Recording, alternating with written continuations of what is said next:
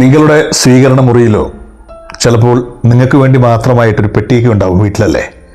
അതൊന്ന് തുറന്ന് പരിശോധിക്കുക.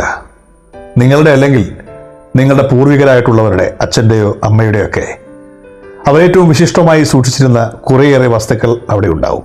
അല്ലെങ്കിൽ നിങ്ങളിപ്പോൾ സൂക്ഷിക്കുന്ന കുറേയേറെ വസ്തുക്കൾ അവിടെ ഉണ്ടാവും. നിങ്ങൾക്കത് ഏറ്റവും പ്രിയപ്പെട്ടതാണ്, അമൂല്യമാണ്.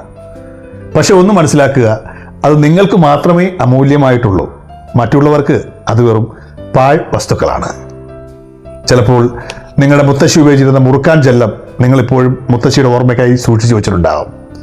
അച്ഛൻ്റെ പേന, അച്ഛൻ്റെ കണ്ണട, അങ്ങനെ എത്രയോ വസ്തുക്കൾ ചിലപ്പോൾ വളരെ നിധിയായിട്ട് നിങ്ങൾ അത് സൂക്ഷിച്ചു വെച്ചിട്ടുണ്ടാകാം.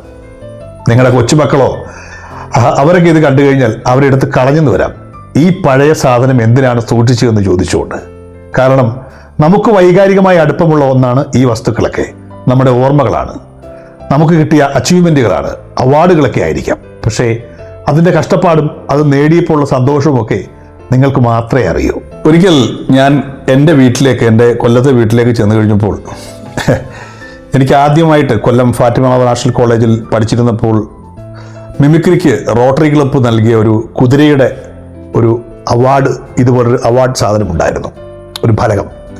അതവിടെ കാണുന്നില്ല. എൻ്റെ അമ്മ മാത്രമാണ് കൊല്ലത്തെ വീട്ടിലുള്ളത്. അപ്പോൾ അമ്മയോട് ചോദിച്ചു, എവിടെയത്? അതിൻ്റെ ഒരു കാലളയിൽ പോയിട്ട് ഞാനെടുത്ത് ആ വേസ്റ്റ് കൊണ്ട് കളഞ്ഞിട്ടുണ്ടെന്ന് പറഞ്ഞു. വളരെ ഞെട്ടലായിരുന്നു എനിക്കത് കേട്ട് കഴിഞ്ഞപ്പോൾ. കാരണം ആദ്യമായിട്ട് ഞാനത് വാങ്ങുവാൻ പോയ ഒരു സംഭവമുണ്ട്. എൻ്റെ കൂടെ എൻ്റെ അധ്യാപകൻ ജസ്റ്റസ് സാറ് കുറേ കൂട്ടുകാരൊക്കെ ഒന്നിച്ചാണ് ആദ്യമായിട്ട് എനിക്ക് കോളേജ് തലത്തിൻ്റെ ഒരു മിമിക്രിക്ക് സമ്മാനം കിട്ടുന്നത്. അപ്പോൾ ഒരു 10-26 വർഷങ്ങൾ പഴക്കമുള്ള ആ സമ്മാനം എനിക്കന്ന് കിട്ടിയപ്പെട്ടൊരു സന്തോഷമുണ്ട്.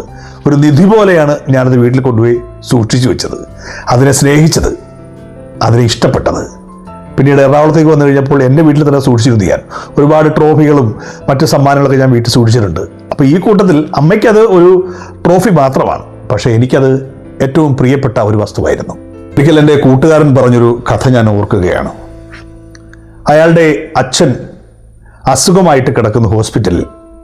അച്ഛൻ്റെ മുറിയിൽ ഒന്ന് പരതിക്ക് ഒരു ചെറിയ ട്രങ്ക് പെട്ടി.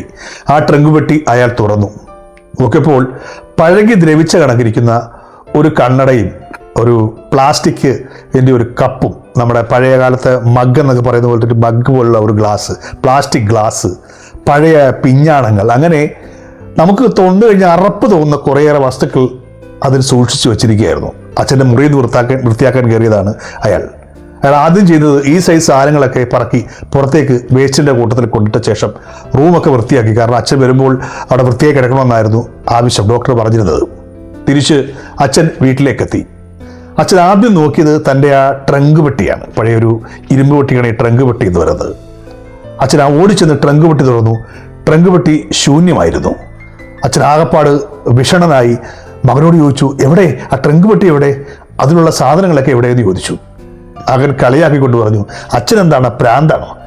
അച്ഛൻ ആ സിനിമയിൽ ഉർവശിയെ പോലെയാണോ ഈ പഴയ കല്ലും മഗ്ഗും പ്ലാസ്റ്റിക്കും ഒക്കെ സൂക്ഷിക്കുവാൻ? അച്ഛൻ ഒന്നും മിണ്ടിയില്ല. പതുക്കെ അച്ഛൻ പോയി കട്ടിലിരുന്നു.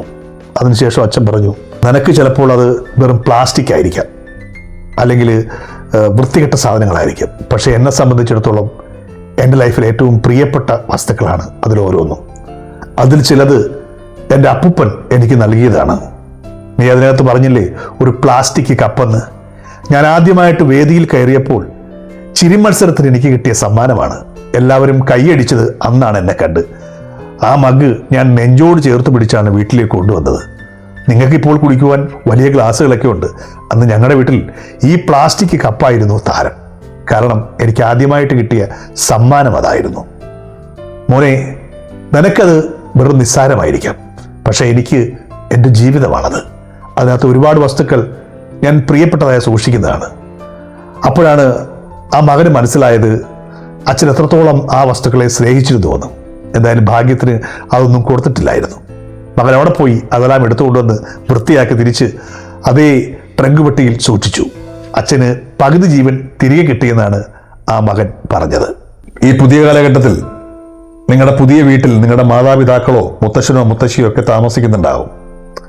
അവരുടെ ചില ഇഷ്ടങ്ങൾ അവിടെ സൂക്ഷിച്ചു വെച്ചിട്ടുണ്ടാവാം. അത് നിങ്ങളുടെ ഇഷ്ടത്തിനൊത്തായിന്ന് വരില്ല, നിങ്ങളുടെ വൃത്തിക്കൊത്ത് ആയി വരില്ല. നിങ്ങൾ ചിലപ്പോൾ അതൊക്കെ എടുത്ത് പുറത്തേക്ക് കളഞ്ഞെന്ന് വരും. ചിലപ്പോൾ പണ്ട് അദ്ദേഹത്തിൻ്റെ കാമുകി നൽകിയ ചിലപ്പോൾ ഒരു സമ്മാനമാകാം, അല്ലെങ്കിൽ ആദ്യമായി കിട്ടിയ സമ്മാനങ്ങളാകാം. ഇത് മാത്രമല്ല പുരാവസ്തുക്കൾ. ചിലപ്പോൾ അവർ താമസിക്കുന്ന വീട് തന്നെ പഴകിയതാകാം. ആ വീട് അവരുടെ കഷ്ടപ്പാടിൻ്റെ ഫലമായിട്ട് ഉണ്ടാക്കിയതാകാം. അതുകൊണ്ട് തന്നെ ആ പഴയ വീടിനോട് അവർക്ക് ഒരുപാട് ഇഷ്ടവും ഉണ്ടാകാം. നിങ്ങൾ ചിലപ്പോൾ ചിന്തിക്കും, ഈ പഴയ വീടൊക്കെ പൊളിക്കാൻ സമയമായി, അല്ലെങ്കിൽ അച്ഛൻ എന്നോട് വന്നിരിക്കുമോ, നമുക്കൂടെ താമസിക്കേണ്ട ആവശ്യമില്ല എന്നൊക്കെ പറഞ്ഞേക്കാം.